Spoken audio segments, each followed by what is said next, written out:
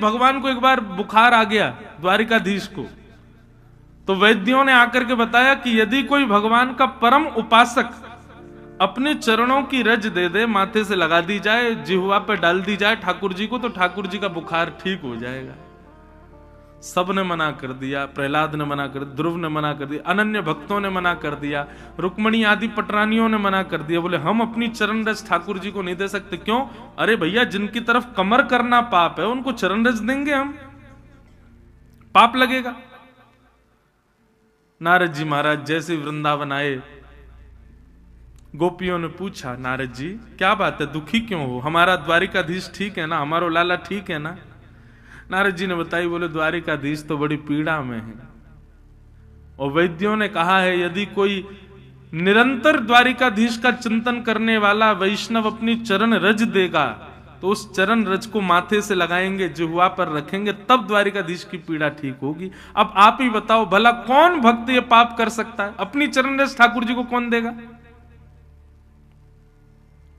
नारद जी का इतना कहना ही हुआ कि गोपियों ने जाकर के अपने चरण गीले किए यमुना जी में, और चरण रज को अपने अपने पैरों से लिपेट करके, झाड़ करके, पोटली बना करके नारद जी को प्रदान कर दी,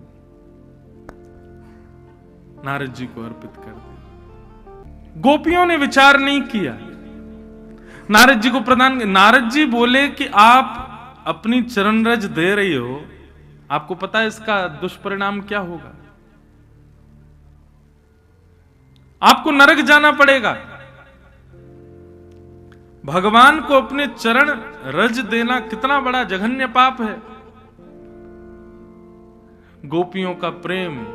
गोपियां कहती हैं, नारद जी तुमने अभी अभी बताई कि हमारे लाला को बुखार आएगा और वैद्यन ने यही औषधि बताई है, हमारो लाला पीड़ा में रहे और हम या बात से डरते रहे कि हमें नरक नहीं जाना, हमें नरक नहीं जाना। यह हमारा प्रेम नहीं है। हम नरक जानो मंजूर करेंगे, लेकिन हमारे लाला को पीड़ा हो यह हमें कभी मंजूर नहीं है। यदि अपनी चरण रज देवेते लाला की पीड़ा दूर है रही है और हम नरक जाएंगे तो हमको नरक स्वीकार है, लेकिन अपने प्रेमी को कष्ट स्वीकार नहीं है। तत्सुखे सुखित्वम, यह है ब्रज। यहां धर्म अर्थ काम मोक्ष के लिए कोई स्थान नहीं है। मोक्ष पूरा विश्व यही कहता है कि जितने दिन जिए खुश रहें, मर जाएं तो मोक्ष मिले, लेकिन हमारे वृंदावन के लोगों की मोक्ष की भी कामना नहीं है। एहो विधि ना तो पे अचरा पसार मांगू, जन्म जन्म दीजो याही ब्रज वसे हो। मोक्ष की भी कामना नहीं, केवल प्रेम, प्रेम प्रधान। ऐसे प्रेम को आप प्रशस्त करो, तब व्यास जी आपके हृदय को शांति मिलेगी। तब वेद व्यास जी ने भगवान के स्वभाव का वर्णन करते हुए जिस कथा को सुनने से कृष्ण से प्रेम हो, ऐसी श्रीमद् भागवत की रचना की। तब वेद व्यास जी के चित्त को शांति मिली और वेद व्यास जी ने अपनी कलम को गंगा जी में प्रवाहित कर दिया। बस इसके बाद अब कुछ और लिखना शेष नहीं है। इसलिए हर व्यक्ति को, हर वैष्णव पथिक को, हर भक्ति पथिक को श्रीमद् भागवत जी का आश्रय, अपनी अंतिम श्वास तक भागवत जी का आश्रय कभी नहीं त्यागना चाहिए। नित्य भागवत जी का आश्रय रखो। भागवत जी स्वयं श्री कृष्ण है। भागवत जी की रचना हुई, वेद व्यास जी ने विचार किया अब इस भागवत को घर घर में जन जन तक कैसे पहुंचाया जाए, योग्य शिष्य प्राप्त हो। तब योग्य शिष्य के रूप में वेद व्यास जी ने अपने पुत्र श्री शुकाचार्य जी का स्मरण किया।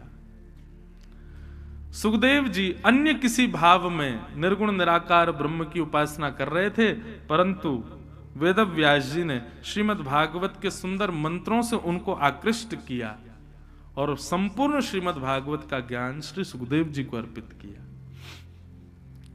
पिता का एक धर्म होता है बंधुओं, जितने भी पिता बैठे हैं और जितने भी गुरु बैठे हैं यहां पर, गुरु का और पिता का एक धर्म है कि अपनी सद्वस्तु और अपने संपत्ति को पुत्र को नहीं देवे, पात्र को देवे।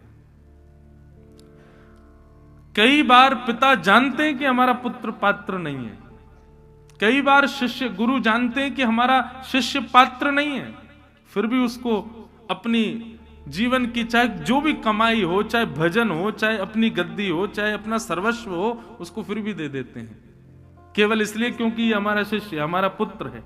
नहीं, पहले उसको पात्र बनाओ। बीज को पात्र में बोओगे तभी वृक्ष बनेगा, पुत्र में नहीं। इसलिए पुत्र का जन्म होते ही दायित्व बढ़ जाता है कि आपको निर्माण करना है पात्र का। अब ये पात्र बने